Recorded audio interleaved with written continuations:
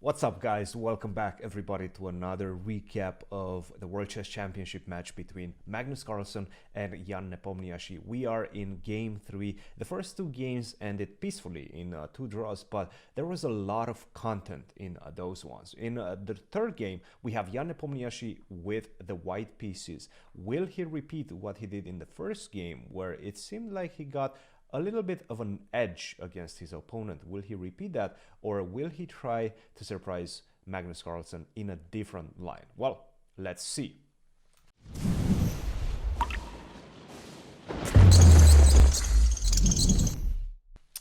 Jan starts with the move e4. This was played in the first game as well, and black Magnus Carlsen responds with e5. Nothing new up to this point. Knight f3, knight to c6, bishop to b5, a6. Nothing new up to this point either. We're not seeing a Berlin game with knight to f6, which is encouraging because we know that Berlin generally has the reputation of being a very drawish opening. Nevertheless, it seems like Magnus is trying to keep some tension on the board. He decides to go for the Ruy Lopez, the classical Ruy Lopez, a6, bishop a4, knight to f6, castle, bishop to e7, rook to e1, b5, bishop to b3. Absolutely nothing new up to this point. Castle, a4. This is the first moment where we see a deviation from the first game. In the previous game, Jan decided to go with this move, h3. Of course, after h3, the problem was that Magnus actually found a very nice way of dealing with it. A very nice and straightforward forced way, which is something that seems like Magnus is clearly interested in getting. He's trying to stir the game into very forced, well, let's say a little bit unexplored territory, because knight a5, which he played in the first game, is not one of the main lines. d6 is the main line, bishop to b7 can be played, knight to a5 not so much, and in fact is one of those moves that sometimes you miss during the preparation because white scores so well. White has a score of something along the lines of close to 70% in this line, which is not something that you want to play against generally. So knight to a5, knight takes d5, knight takes b3. This was played in the game. We saw this pawn sacrifice, and it seems like Jan and his team weren't able to find anything against this. So coming back to the game action after the move castle, in this position instead of h3, Jan decided to try the more mainline a4, bishop to b7, d3, d6, knight bd2, rook to e8, knight to f1. Very technical stuff for both sides right now. They're just making their plans. Knight to e3, knight to g3. You're going to try to get either to towards the square f5 or towards the square d5, and black is going to try to go something along the lines of bishop to f8, open up this e file, and potentially g6, bishop to g7, or knight to e7, knight to g6. Let's see what these players are going to choose as their respective plans. Bishop to d2, bishop to f8, knight to e3. Finally, the knight landed on a much nicer square than f1. All this journey to get to this square. It's a beautiful square. It's trying to go to f5. It's also trying to go to d5.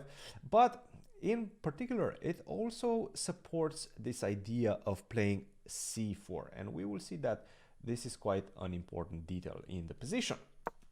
Knight to e7, and now c4. Attacking this pawn complex on the queen side for black. And at this point, the main move in the position is in fact c6. Now, the problem with c6 is that the position becomes very passive for black. It looks like almost a Breyer type of pawn structure in which black is just trying to defend on the queen side, defend its pawn complex. The problem is that it doesn't leave black with a lot of activity, especially with this bishop already on b7. Now it's completely locked. You're going to hit your own pawn. Well, you don't want to see those type of pieces in your position. So a beautiful move actually that the computer suggests in this position is the move h4, and I'm sure we would probably have seen this from Jan because he has the aid of engines. He knows exactly what he's doing. It seemed like he was almost prepared up to this point with c4. Magnus didn't seem to surprise him. Nevertheless, after the move h4, it does feel like white gains a lot of space on both sides, both the king side and the queen side, and it feels like black is slowly suffocating. For example, if you do something along the lines of g6, well, this would be a catastrophic mistake, because right now I can go c5, open up this bishop, and the thing is that if you take, I can always take on b5, followed by taking on e5, and then you have huge problems on this square f7. Big problem. So g6, the typical to try to get this bishop to g7, just simply falls for this reason. c5, a very important move, and this is partly why c4 is also such a powerful idea for white as well. Going back to the game position, instead of c6, which was not played, Magnus decides to take on c4. Knight takes c4, and now rook to b8, there was only one game in the database. We've seen this position already once in 2000, at least according to my database. Maybe online there have been a lot of other games, but in the actual database, the chess-based database, rook to b8 was played once in 2010. The problem with rook to b8 is that it allows this very nice and pretty easy to spot piece sacrifice. Take on e5, knight c takes e5, d takes e5, knight takes e5, and now you're having huge problems defending the pawn on f7. In fact, the only way to defend against bishop takes f7 or knight takes f7 is to give back the piece with the move knight e d5. The problem is, sure, it seems like you might have some dynamic compensation. All your pieces are beautifully placed. The rook is on the b file, creating some nice constant pressure on the pawn on b2.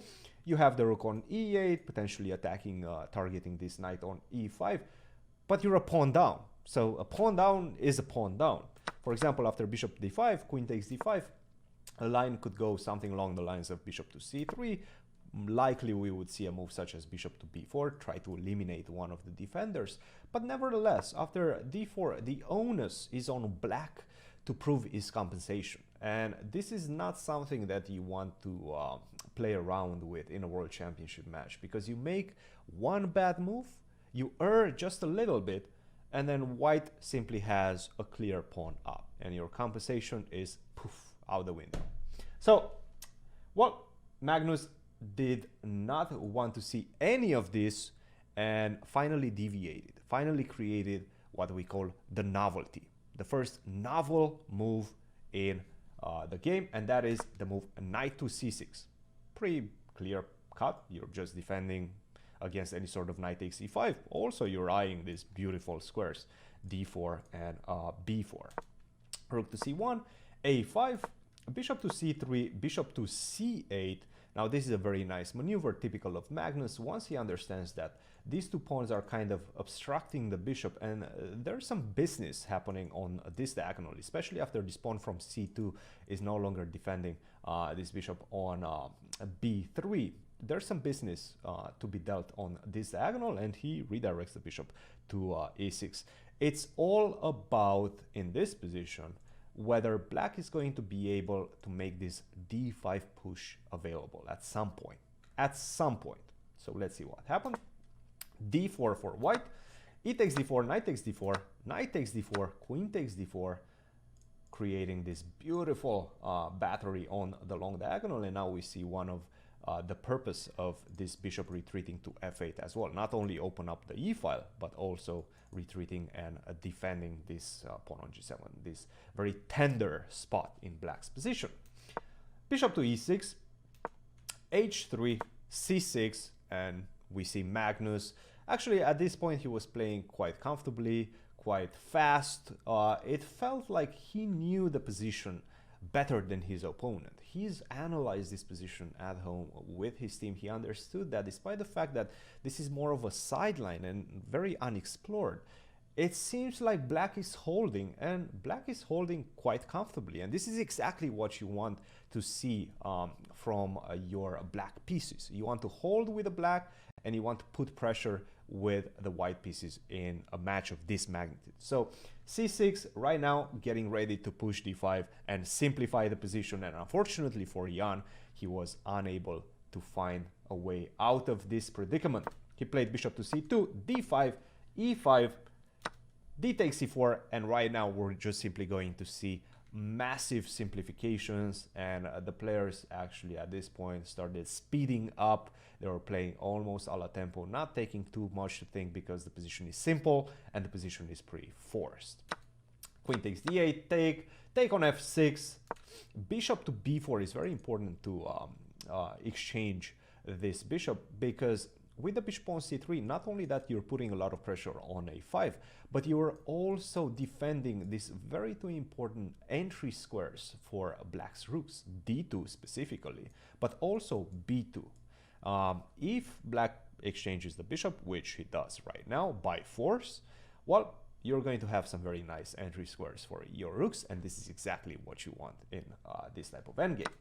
It comes at the expense of this pawn on g7, but I'm going to get it back.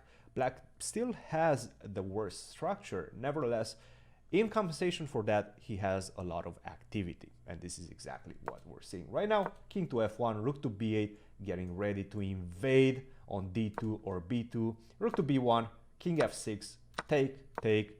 White decides to exchange absolutely everything, but at this point, both players know that this game is heading for a draw, and you could see it on Jan's face. He wasn't very happy. He wasn't very happy with the way this game has proceeded. Rook to b1, rook takes b1, king to e5, both players blitzing up their moves, bishop to c2, f4, bishop to b1, c5, bishop to c2, bishop to d7, getting this bishop to attack the pawn on a4, and now it's just pretty much a fortress. f3, king, h4, king, and we see the dance, the typical dance of the kings or any piece on the board when the players are trying to find that sweet repetition in the position. And we have a draw in game number 3. Jan Nepomniachtchi with the white pieces was unable, unfortunately, to produce any sort of problems for his opponents. Magnus, after this game, must feel quite happy with the result, but also with the status of his opening preparation. It seems like it's very solid right now, and the onus is right now on Jan Nepomniachtchi to try to go back to the drawing board, try to find something new with his team of seconds and come back in game number 5 when he will have the white pieces again. Nevertheless, tomorrow is a rest day. This is going to be the first rest day of the match, and then after tomorrow we're going to see these players back over the board with Magnus Carlsen having the white pieces. So that's going to be a very exciting game. But until then, well, guys, thanks a lot once again for watching. I hope you enjoyed the video. If you did, please don't forget to interact with the content, like, subscribe, and push that somewhere. There's a bell that says notifications. Well, push that, please. I appreciate all of your support, and I will see you guys in the next video. Cheers!